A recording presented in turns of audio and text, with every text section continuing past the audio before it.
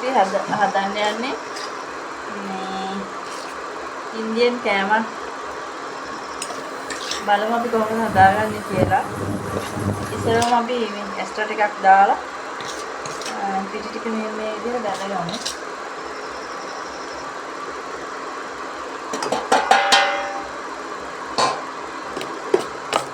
පිටි මේ විදිහට මේ යාඩි 5ක් විතර බැදගමු. අපි අද හදන්නේ මේ මොනවාද ගුලාබ් ජාමුන්. අපි මේ විදිහට පිටි එක බැදගෙන හදාගමු. මේකට මම අද දාන්නේ නම් මේ හදලා ඊට පස්සේ පැණි පිටු පැණි. ඉතින් බලමු කොහොමද හදාගන්නේ කියලා. මේ විදිහට විනාඩි 5ක් 10ක් විතර අපි මේ පිටි එක බැදගමු. ඊට පස්සේ කිරි දාලා මේ කනවා ගන්න ඕනේ.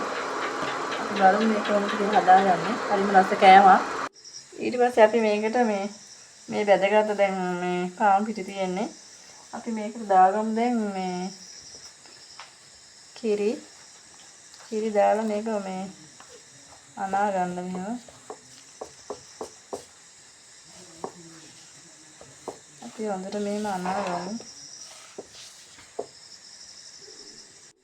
අපි ඊට පස්සේ මේකෙන් පොඩි බෝල හදා ගන්න ඕනේ.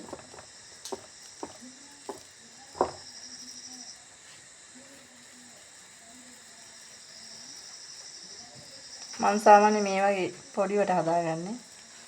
ඔයාලා කැමති විදිහට හදාගන්න. ලොකුවට හරි මේ විදිහට හරි කමන්නේ හදාගන්න.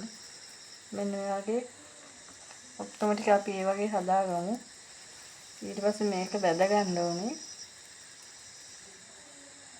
අතරම හරිම ලේසි ඉක්මනින් හදාගන්නත් පුළුවන්. මේ විදිහට හදාගන්න. ඔන්න අපි මේ විදිහට බෝල් ටික හදාගත්තා. අපි දැන් මේ ටික වැදගමු. ඊට පස්සේ මේක මේ පැණි වල පැයක් විතර මේ දාන්න ඕන. ඊට පස්සේ මේ රස බලන්න පුළුවන්. ඉතින් මේ ටික වැදගමු. මේ දාලා සම්මන්තරයෙන් බැදගන්න.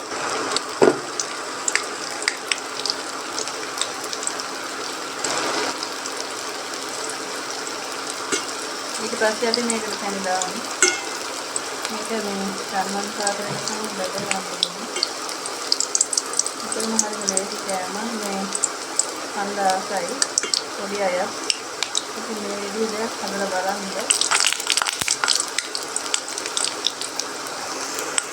ඔන්න අපි බෙදගත්ත ටික අපි මේකට පැණි දා ගන්න ඕනේ. පැණි දාගෙන පැයක් විතර තියලා මේ කන්න ගන්න ඕනේ. හරිම රසයි. එතකොට අපි බලමු මේකට පැණි කොහොමද එකතු කරගන්නේ කියලා. පැණි වල බැගින්න පැයක් තියන්න ඕනි. ඔන්න අපි පැණි දා ගන්නවා. පැණි දාගෙන මේක මේ පැයක් විතර තියෙන්න ඕනේ බැගින්න. එතකොට හරිම රසයි. ඉතින් බලමු අපි පැයක විතර පස්සේ කොහොමද රස කියලා. ඉතින් ඔයාලත් හදලා බලන්න මේ වගේ දෙයක්. ඉතින් අපි බලමු තව පැයකින් විතර කොහොමද රස කියලා.